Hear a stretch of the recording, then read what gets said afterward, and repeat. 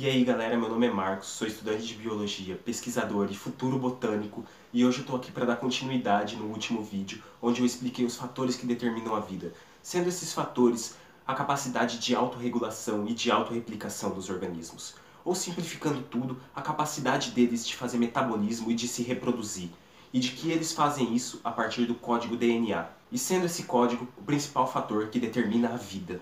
Só que uma coisa que a gente não discutiu no último vídeo foi: como tudo isso surgiu?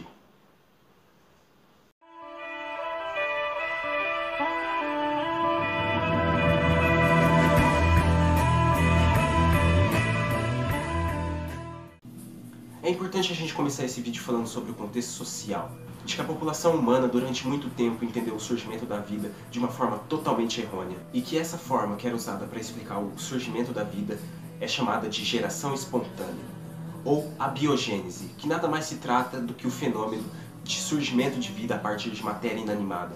Como se eu deixasse um pedaço de carne na minha pia durante uma semana e depois eu fosse ver e ele ia estar cheio de organismos lá, colonizando e apodrecendo aquilo tudo. E assim as pessoas explicavam que a vida surgia a partir de nada. Afinal, você deixa comida em algum lugar e depois de um tempo saem moscas dela? Só que esse conceito foi desmitificado no século XVII por um médico italiano chamado Francesco Redi. Esse médico montou um experimento muito simples, onde haviam potes com comida dentro, onde uns eram vedados e outros eram abertos. E no fim do experimento ele constatou que os potes abertos geraram vida, enquanto os potes isolados não geraram. E com isso ele pode constatar que a vida só era gerada a partir de vida, dando origem assim a uma nova teoria, que era a teoria de biogênese. Porém existia uma defasagem nessa teoria. Afinal, se a vida só surge a partir da vida, como começou a vida no planeta Terra?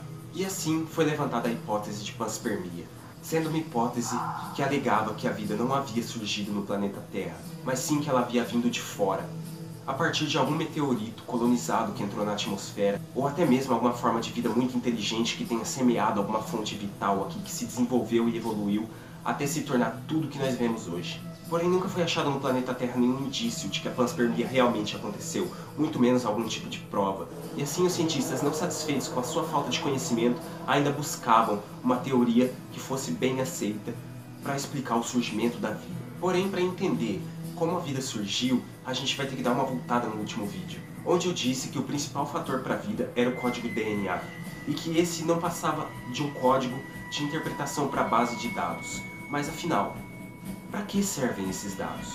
A gente ouve cotidianamente que a gente precisa ingerir proteínas, mas poucos sabem no final para que são usadas essas proteínas.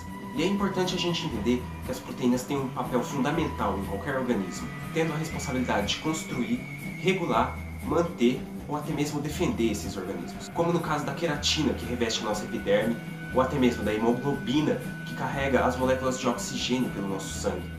Ou até mesmo a rodopsina, que é responsável pela captação de luz e assim causando a nossa capacidade de visão. Porém, o que poucos sabem é que todas essas proteínas que desenvolvem papéis nos nossos corpos, elas não vêm de meio externo, e elas são montadas aqui dentro mesmo. E aí você pode me perguntar, cara, mas para que então a gente tem que comer proteínas? E é aí que entra uma outra proteína fundamental, que são as chamadas enzimas. Assim que a gente ingere uma proteína, essas proteínas chamadas enzimas são responsáveis por quebrar essas proteínas ingeridas. E assim elas transformam elas em pequenas unidades chamadas aminoácidos e jogam elas na corrente sanguínea.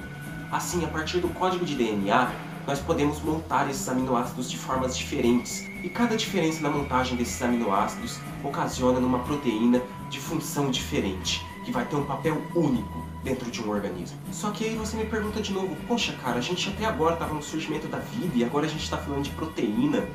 Afinal, o que está virando isso aqui? E aí que eu acabo te falando, cara. E se eu te disser que o surgimento da vida não se deu pelo surgimento da vida em si, mas sim pelo surgimento das proteínas? E é assim que a gente chega à história de um bioquímico russo, chamado Alexander Oparin.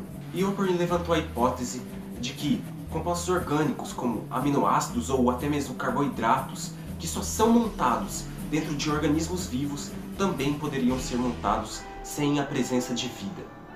E ao mesmo tempo também um cientista chamado John Haldane, que já era muito famoso entre os evolucionistas, afinal, e junto com outros cientistas foi um dos pais da teoria sintética da evolução, ou síntese neodarwiniana, tendo levantado na Inglaterra uma hipótese muito parecida, de que os compostos orgânicos poderiam ser montados fora de organismos vivos.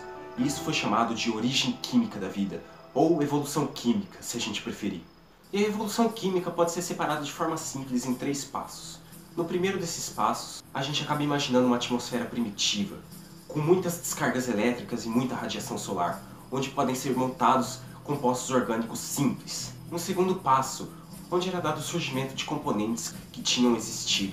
E esses componentes eram os coacervados. Coacervados são praticamente um aglomerado de proteínas envoltos em uma membrana de água. Esses aglomerados de proteínas podiam fazer trocas com o meio externo, e assim eles tinham um metabolismo primitivo e uma regulação básica em seus organismos, sendo capazes até de se dividir, tendo assim uma forma de metabolismo e de reprodução primitivas. Só que surge uma dúvida após isso. Afinal, a gente concordou no último vídeo que o DNA determina a vida. Só que esses caras não tinham DNA. E afinal, eles estavam vivos ou não? Mas apesar da dúvida ainda ficar no ar, existia um terceiro passo. E esse terceiro passo era o surgimento em si do código DNA, fazendo assim com que existisse a vida da forma que nós vemos hoje, depois de muitas e muitas evoluções. Só que essa teoria tinha um cunho um pouco absurdo para a época. Afinal, ela afirmava que realmente a vida teria surgido por abiogênese, e isso era um pouco incoerente. Só que, como toda teoria impressionante, ela precisava de uma base científica sólida. E foi assim que, algumas décadas depois, uma dupla de cientistas acabou fazendo um experimento que simulava a atmosfera primitiva.